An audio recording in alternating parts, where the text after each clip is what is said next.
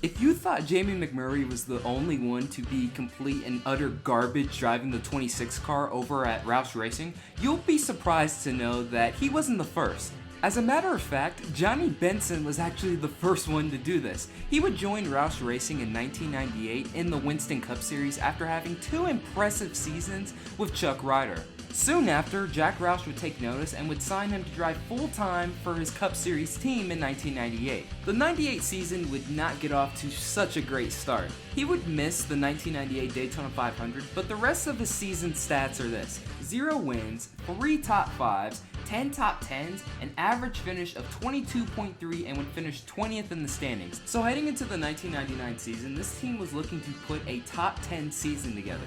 But instead, they would put this bad season together.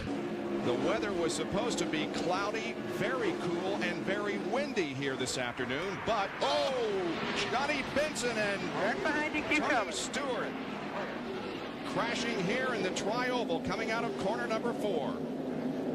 And amazingly, it looks like there were only 2 cars involved. A lot of damage to both those cars, both Benson's Cheerios car. He's taking the car directly to the garage area. He didn't stop in the pit area, straight to the garage area. Let's take a look at it. Here is Benson coming out of the 4th corner, and boom. He just loses control, and when he comes off the corner, there's Tony Stewart with no place to go. Chad Little just barely gets by. Look at all these cars get by now. Luckily, Benson goes to the grass, Stewart goes to the outside, and leaves the middle open for all these cars.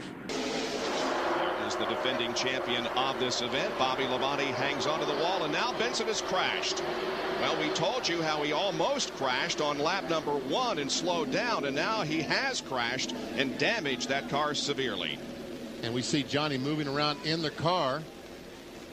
I would think that he signified that he is okay. Bill Weber has more.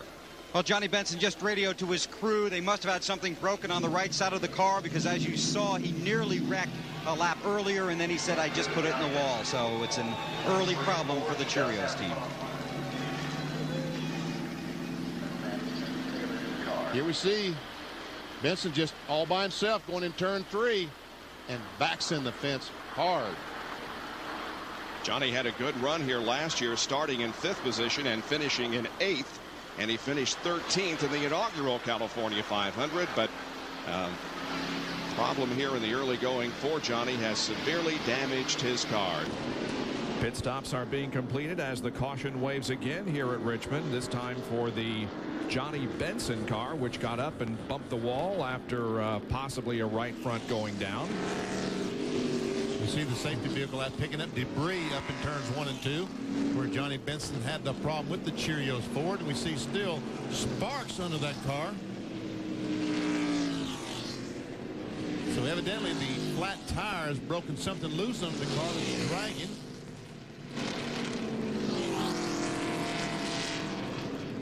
After the pit stops have been made, Bobby Labonte, Mark Martin, and Dale Jarrett are 1st, 2nd, and 3rd. Here's what happened. It was up in turn number 2. And I guess he really didn't hit it, did he? Kept it away from the wall. he was very fortunate. Yep. Johnny Benson is on pit road 2, and his car not tracking well. He has that flat that you see, but it's a lot worse than that. He's going right to the garage area. So Johnny Benson going to park it. See what happened there on the short chute. Banking off the wall. Ward Benson tangled together. See John Andretti backed it into the wall. Brings out the caution. Here he is. Oh, had a hard contact with the wall coming up through the S's on both sides of the racetrack. Now watch him go over here. Yeah, he hit hard on that left side, much harder than he did on the right side. Of course, the car had slowed down considerably before he got to the other side of the racetrack. Johnny Benson was running in 22nd position. The window net is down. He is out of the racetrack, of the race car. Little mistake by somebody, and here's the problem. Hutch Strickland right at the start-finish line, and Dave Marcus also involved. And here's the 26th car of Johnny Benson. And that is in a completely different area of the racetrack than Strickland and Marcus. That's down in turn number 1.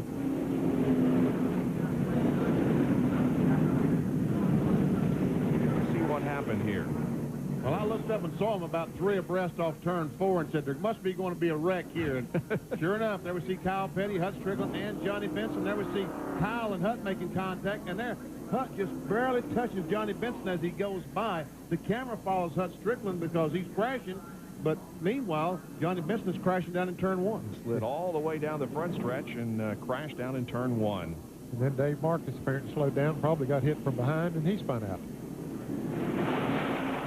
Dave Marcus as the NASCAR officials signal to the pit crews that the caution is out once again. This is Wally Dallenbach's on board. Oh,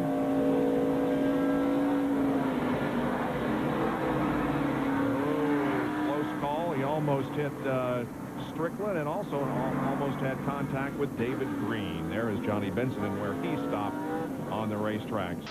Oh, we got a crash. It finally happened. Still there. Crash in turn 1. Crash in turn 1. Clear, back it down safely, back it down. Johnny Benson, one car involved, the 36 car. Jerry Nadeau involved. Clear, they are on the bottom of the racetrack. Watch for debris. Lap 81, a handful of cars involved in a heavy impact entering turn 1. There's the Cheerios Ford, and what's left of the front end of that for Johnny Benson, still moving, trying to get back toward pit road. Hey, he is driving that, believe it or not, folks, because it would have stopped long ago if Benson were not hitting the throttle and trying to get back to the front. Let's see as they go down in the corner. Benson's on the outside, some contact right there as between Benson and, was that Jeremy Mayfield? Yeah, that was Mayfield. I believe so. That's where that 4-wide racing was going on that we were talking about. And John Andretti, believe it or not, he's also involved. The STP Pontiac just cannot catch a break. And there's trouble over on the backstretch. And it is Johnny Benson.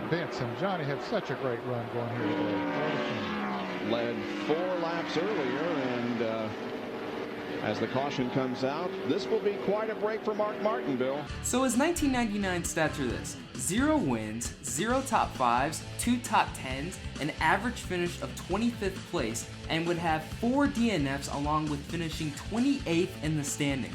Benson would be let go after the 1999 season and would sign with Tim Beverly to drive his number 10 Lycos Pontiac, where he would improve, finishing 13th in the standings. And once again, that'll do it for another video. Thank you guys so much for watching. This is Black Flags Matter. Catch you next time.